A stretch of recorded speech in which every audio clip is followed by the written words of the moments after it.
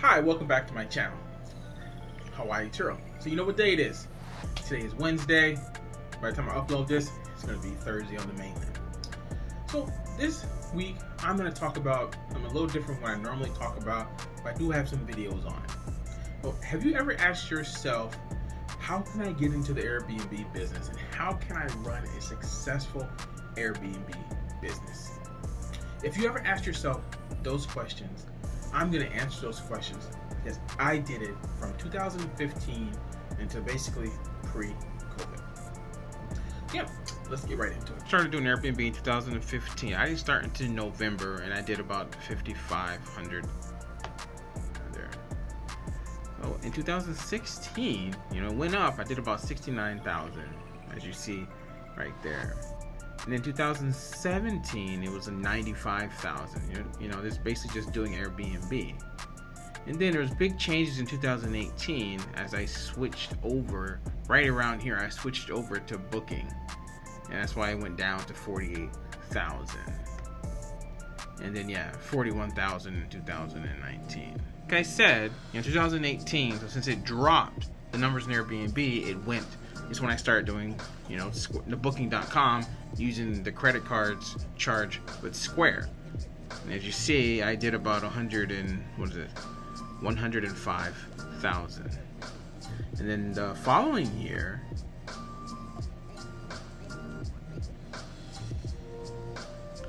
I finished, this was like my best year, 2019, which was $200,000. So if you watch my first video, the beginning on how I started my little mini empire, when I had up to 7 condos and like 11 cars, you would know a little bit about how I started. So I lived in a 3-bedroom house back when I was doing Uber full time, and it was just me and then my stepmom, and then she left, so basically I had to find a way to cover the rent. I knew about Airbnb, but I didn't know how busy it would be. So I put 2 rooms on there. I was by the airport, so I'm about 8 miles from Waikiki. So I'm a distance from Waikiki. I never knew how much it would rent. I had no idea. So it kept going and going and going. And it started to rent like crazy, And I was never really home because I was always doing Uber 7 hours a week. And it got to the point that I started renting out my own room. I know, crazy. I slept on a couch. So it was pretty crazy. I had people from all over the world, come in this little small, like 50 setup 3-bedroom. It was a very, very old house. Very cheap. We kind of got a hookup, but it was really old, right? It was always booked, and it only had 1 bathroom. I know, 1 bathroom for what? 1 room, 2, 1, and me. So it could be a max of 6 people for one bathroom. Yeah, that was pretty crazy, pretty wild. So I did that setup for about 8 months, and then they sold the house. So right before they told me that they were going to sell it, I wanted to see if I could make money in Waikiki and Airbnb. Try it. So I got one place in Waikiki. So when you're looking for an Airbnb, you need to find out, especially in a condominium, are security use to tourists with, people with luggage, going in and out, so they don't know. That's really big. With my business, the way I did it, I sublease. Sublease is when you rent a condo, like you normally do if you're gonna live there, but you don't live there, then you rent it back out. Sometimes in lease it says don't do it, no subleasing, whatever, blah blah blah blah. Yeah, you can ask them more like they're gonna say no, and then you get kicked out, and that's it. The way I did it, I never told anybody. Nobody knew, for the most part, what I was doing. So the first place was in Waikiki. It was in a place that mostly had vacation rentals. So most people who lived there were tourists. Tourists come in and out. There were some people who actually, locals lived there, but mostly it was tourists. So security were cool. I had pretty much no issue with Airbnb. And that place rented all the time. So I got another place in another building. It was kind of a little different because this second building was a secured building. So the first place was not secure. That's another thing you gotta look at when you're looking for a place. Are you gonna get a secure building or a non-secure building? So if you get a secure building, then you gotta find out where you're gonna have your lockbox, what's gonna be your setup so they can get it remotely. They can just go do it themselves. Or, an unsecure, they can just go right up to the room. You can have a door code, or just have a lockbox on the doorknob. That works. I did both. Or I don't recommend doing this way, because another place I got after that was in this building that they had a lockbox set up, but only owners could set up their stuff like that. And I was subleasing, so I didn't have access to that. So I had to meet everybody for check-in, one for check-in and check-out, and then another one for check-in.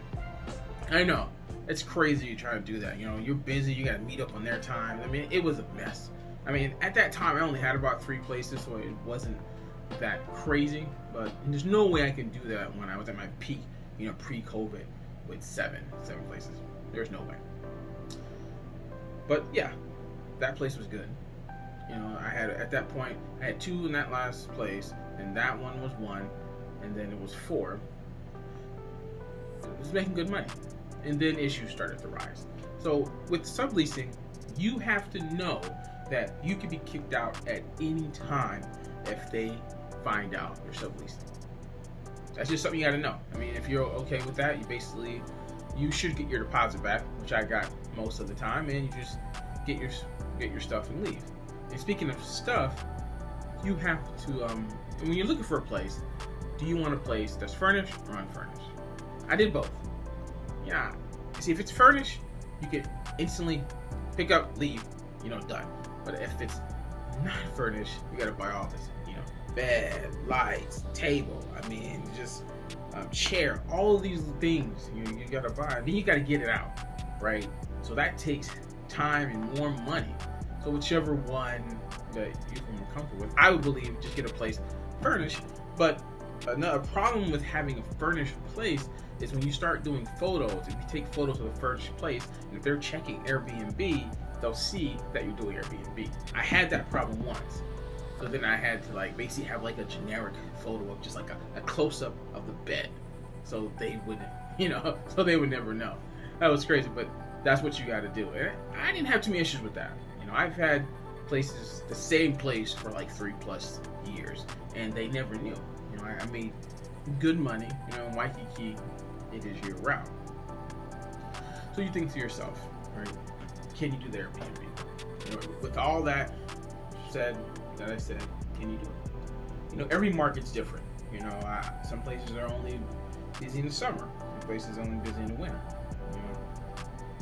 I bet you can do it in every market. There's so many people in real estate that buy property, that buy property to rent it out to long term, or they rent it out to tourists. I'll say, they rent it out to tourists. Why does it have to be only them that makes the money? Why can't you come in, subleasing? Well, you gotta have good credit and you gotta have verifiable income. And when you go through the process of talking to a realtor or the owner. Speaking of owner, it's actually better if you could talk to the owner and get a setup. Dealing with a realtor, sometimes it just doesn't work out. You just deal with that. I've dealt with both. I'd rather deal with an owner. Realtor, it's irritating, especially realtors that want to come by and do an inspection every 6 months. It's irritating. That's another issue. What you can do in that situation is put some of your stuff in there so they will see that you actually live there. If you have them come in there and it basically looks like a hotel, they're gonna get hints, whatever, and they're probably gonna come by unannounced and see if anybody's there. I've had that happen to me. I had it happen to other people that I know that are doing this business. So what else? So if you live in a place where it's high cost of living, like living in Hawaii, the average house is about $600,000. So most people in Hawaii, they don't buy. They live in a house with about multiple generations, triple generation, 8 to 10 people in a house.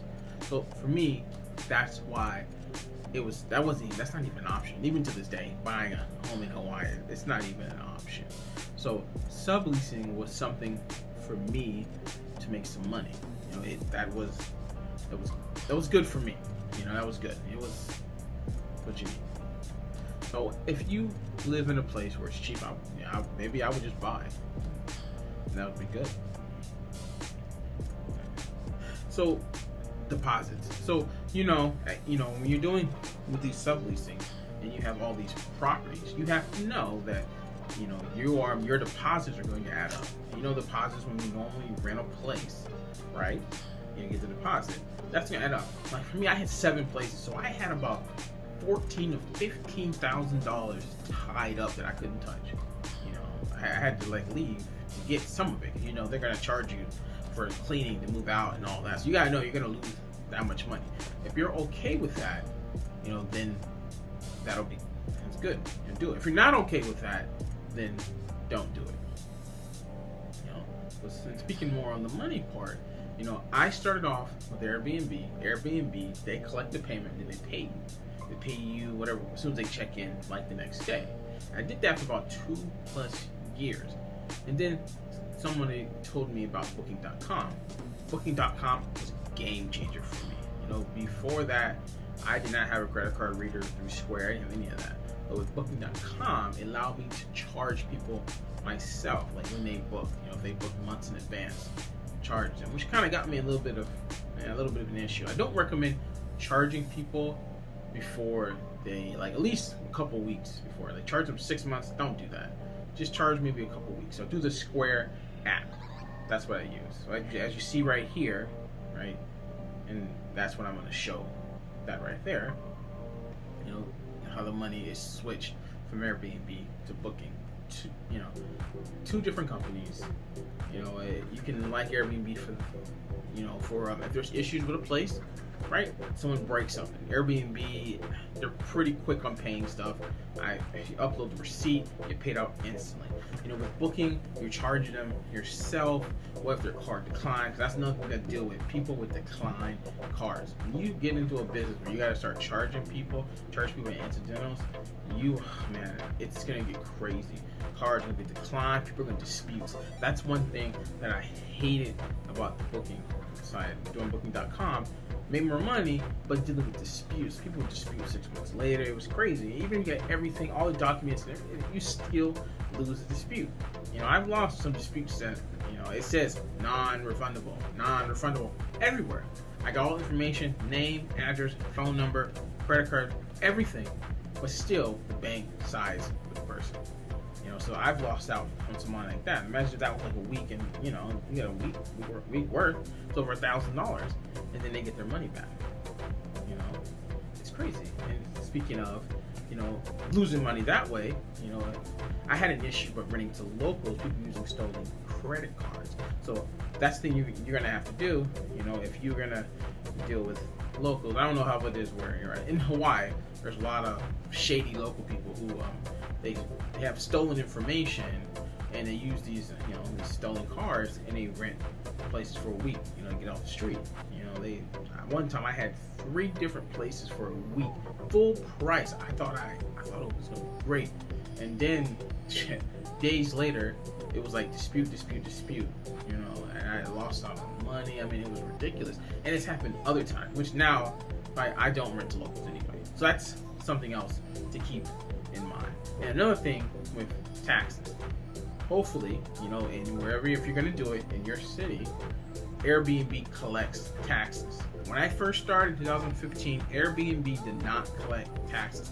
I did not know that I had to pay the transient tax and for renting out my room. Could have been renting a room to a friend. I did not know that, but I do. I'm paying it now. Now Airbnb collects taxes from everybody, which is great. And Booking, automatically, they collect taxes, so there's no issue with that.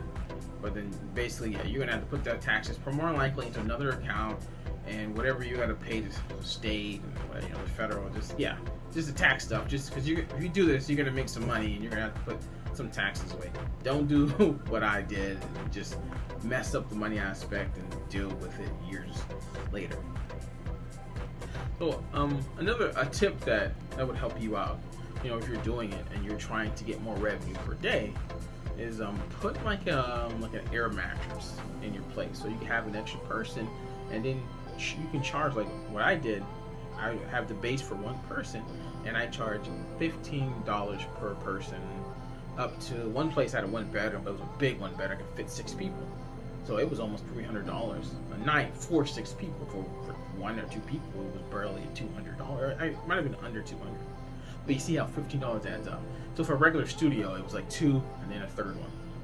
It's kind of crap, but traveling on a budget, boom, it works out, and it's more money for you.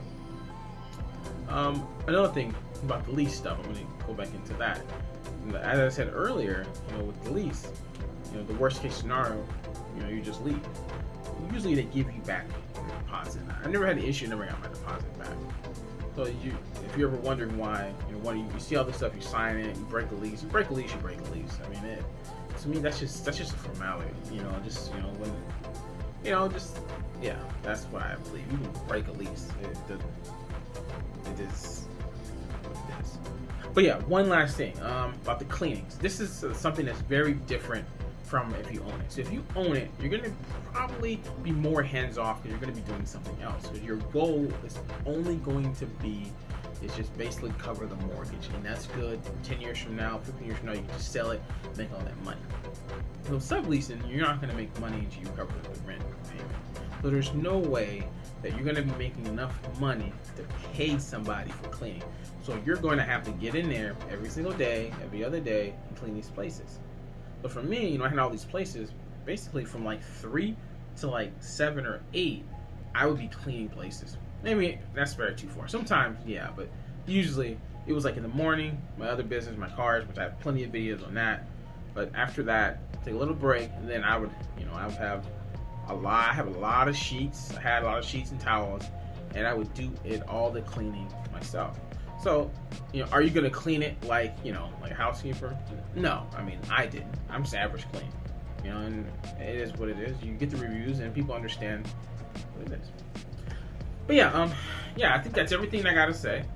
I hope that this information really helped you out if you want to get into this business. I think it will. This is basically everything that I've done for 5 years, right? I've made pretty good money. There's no way that I could have bought 7 places and then done it. Imagine if I did that, then I would have made some pretty good money as well. But this is a way, subleasing, to make money. But just one more thing, you do got to make sure about the laws in your city in regard to subleasing.